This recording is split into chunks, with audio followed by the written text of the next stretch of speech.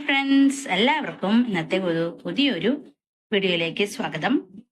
ഇപ്പൊ ഇത് ഞാനൊരു ബ്ലാക്ക് സിസി പ്ലാന്റ് ആണ്. ഇതൊരു റയറായിട്ടൊക്കെ നമ്മൾ അധികം കാണുന്ന ഒരു പ്ലാന്റ് ആണ്. അധികം പേരുടെ ഒന്നും അങ്ങനെ ആയി തുടങ്ങിയിട്ടില്ല.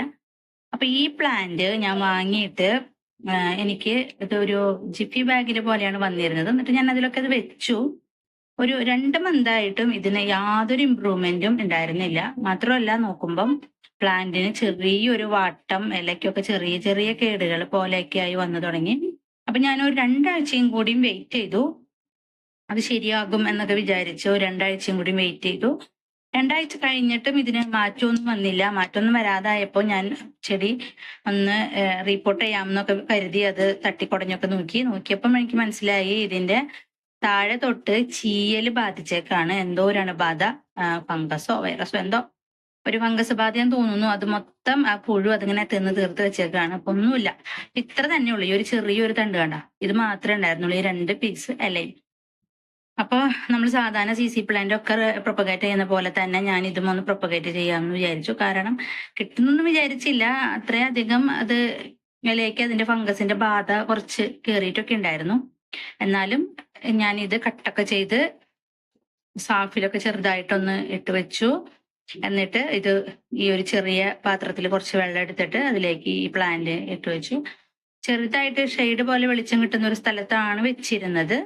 അങ്ങനെ ഒരു 1 മന്ത് ഒക്കെ ആയപ്പോഴേക്കും എനിക്ക് മനസ്സിലായി തുടങ്ങി ഇതിന് വളരെ ചെറിയൊരു വേരായിരുന്നു പൊട്ടി തുടങ്ങിയിട്ടുണ്ടായിരുന്നത്. പിന്നെ ഇപ്പൊ നോക്കുമ്പം നന്നായിട്ട് വേരൊക്കെ വന്ന് പ്ലാന്റ് നന്നായിട്ട് പിടിച്ചതുപോലെ തന്നെയാണ്. പിന്നെ ഇപ്പൊ ഇത് എനിക്ക് ജസ്റ്റ് ഇതൊന്ന് അങ്ങനെ റീപ്ലാന്റ് ചെയ്യാനുള്ള ഇതായി തുടങ്ങി.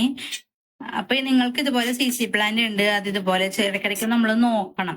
എന്തെങ്കിലും അതിന് ചെറിയ ചെറിയ കേടുകളോ എന്തെങ്കിലും ഒക്കെ വന്നിട്ടുണ്ടോ എന്ന്. അങ്ങനെ ഉണ്ടെന്നുണ്ടെങ്കിൽ നമുക്കത് അപ്പൊ തന്നെ റിപ്പോർട്ട് ചെയ്യുകയോ അതല്ലാന്നുണ്ടെങ്കിൽ അതിൽ നിന്ന് നമുക്ക് പ്രൊപ്പഗേറ്റ് ചെയ്ത് പുതിയതായിട്ട് നമുക്ക് എടുക്കാനും പറ്റും. പുതിയ സീഡ്ലിങ്സ് തൈക്കളൊക്കെ ആയിട്ട് വരും. ഇപ്പൊ സാധാരണ ഒരു 2 മന്തൊക്കെ ആകുമ്പോഴേക്കും സിസി പ്ലാന്റിന് സാധാരണ ഷൂട്ട്സ് ഒക്കെ അത്യാവശ്യം വരേണ്ടതാണ്. എൻ്റെ ഉള്ള വെറൈറ്റിക്കൊക്കെ അങ്ങനെ പെട്ടെന്ന് ഷൂട്ട്സ് വരാറുണ്ട്. അപ്പൊ ഇതിന് മാത്രം അങ്ങനെ വരാതായപ്പോഴാണ് ഞാനത് നന്നായി ശ്രദ്ധിച്ചു തുടങ്ങിയത്. അപ്പൊ പ്ലാന്റിനെ സ്നേഹിക്കുന്ന എല്ലാവർക്കും ഇതൊരു ഉപകാരപ്രദമായ ഒരു വീഡിയോ ആയിരിക്കുമെന്ന് ഞാൻ വിശ്വസിക്കുന്നു. അപ്പൊ നിങ്ങൾക്ക് ഇതുപോലെയുള്ള സിസി പ്ലാന്റുകളോ അങ്ങനത്തെ വെറൈറ്റി ആയിട്ടുള്ള ചെടികളോ ഒക്കെ ഇങ്ങനെ എന്തെങ്കിലുമൊക്കെ അതിന്റെ ഇലകളോ ഒക്കെ നശിച്ചു പോകുന്നുണ്ട്. നമുക്ക് ഇത് മാത്രമല്ല കേട്ടോ, ഇതിന്റെ ഇല മണ്ണിലോ വെള്ളത്തിലോ ഒക്കെ ഇട്ട് വെച്ചാലും ഇതിന് പുതിയ ഷൂട്ട്സും വേരൊക്കെ നമുക്ക് വരും. ഞാനിപ്പോ ഇത് സ്റ്റെം ഉള്ളത് കൊണ്ട് സ്റ്റെം കട്ട് ചെയ്ത് ഇട്ടു എന്ന് മാത്രമേ ഉള്ളൂ. നമുക്ക് ഇല പൊട്ടിച്ചിട്ടായാലും കിട്ടും. കാരണം അന്നത്തെ ഇത് ഇടുന്ന സമയത്ത് ഈ പ്ലാന്റിന്റെ അവസ്ഥ വളരെ മോശമായിരുന്നു.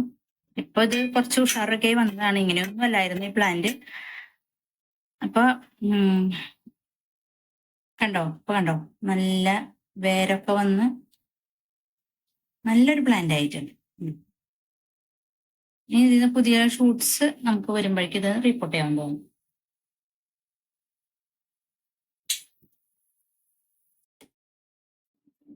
ഓക്കെ, അപ്പോ ഇത്രയാണ് ഇന്നത്തെ വീഡിയോ.